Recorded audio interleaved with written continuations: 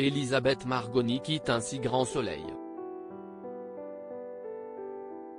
Alors que son dernier épisode sera diffusé vendredi soir sur France 2, l'interprète de la pétillante Marilyn revient pour nous sur les raisons de son départ. Allociné, après plusieurs mois d'absence dans un si grand soleil, Marilyn revient plus rayonnante que jamais dans les bras de Paul, Françoise-Éric Gendron. Que pouvez-vous dire sur cette romance ? Elisabeth Margoni, Marilyn a rencontré Paul dans un supermarché. Sa carte bleue n'a pas fonctionné donc Paul l'a dépanné. Ils ont échangé leur numéro de téléphone et se sont vus 2 voire 3 mois avant que leur histoire soit dévoilée à l'écran. Au départ, Gary, Alban Omar, n'est pas très emballé à l'idée que sa mère ait retrouvé l'amour mais va finalement être rapidement séduit par Paul. Le fait que Paul ait un hôtel au Maroc plaît beaucoup à Gary. Comme il manage un camping, il va vouloir lui donner quelques conseils. Il va donc s'incruster et venir au Maroc avec eux. Mais Marilyn va le virer pour vivre tranquillement. Elle adore son fils mais en a assez de laver son linge et de réparer ses bêtises. Pour elle, il est grand temps de couper le cordon.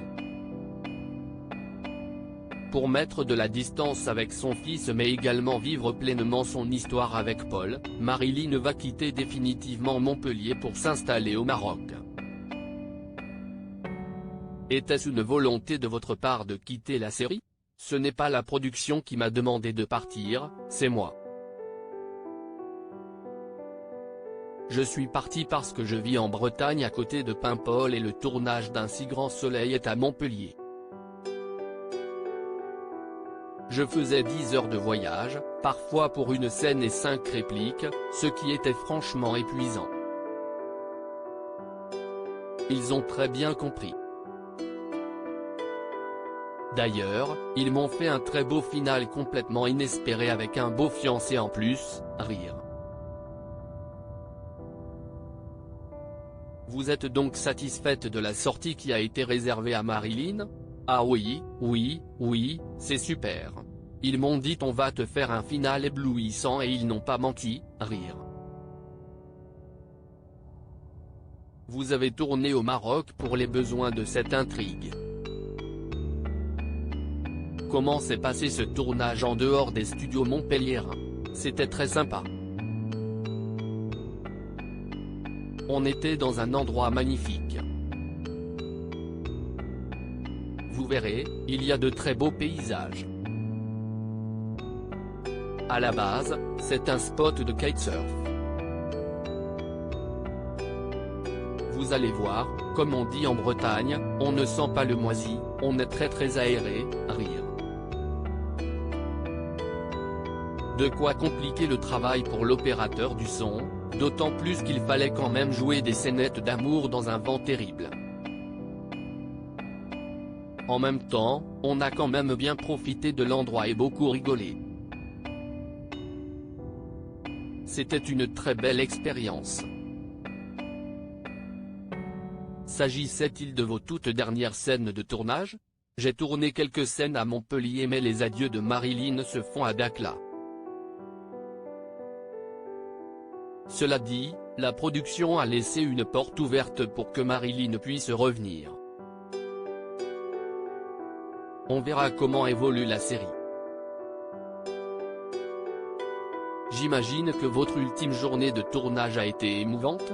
Ce qui a été très émouvant, c'est ma dernière scène avec Alban Omar, l'interprète de Gary, note de la rédaction. On avait du mal.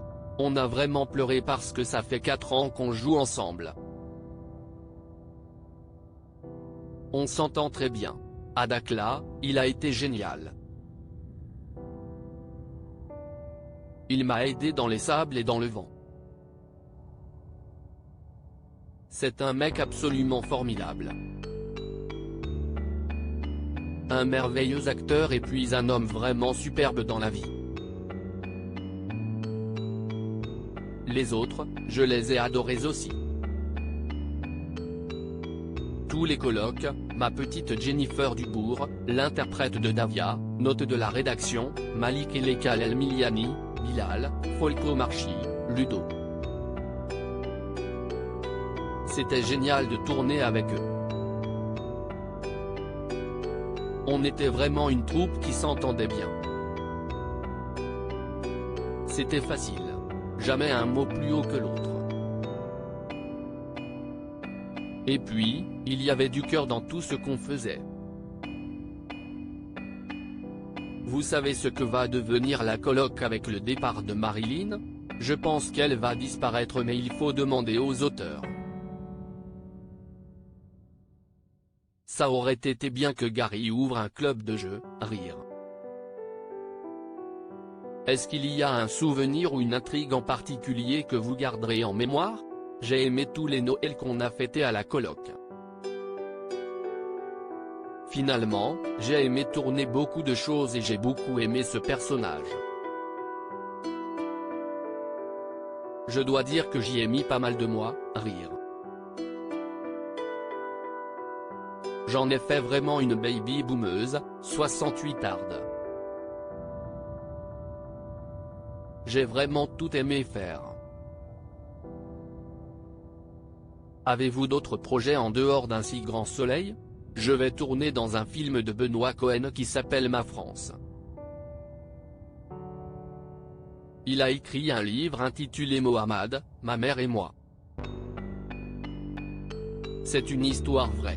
Je vais jouer la copine de Fanny Ardant.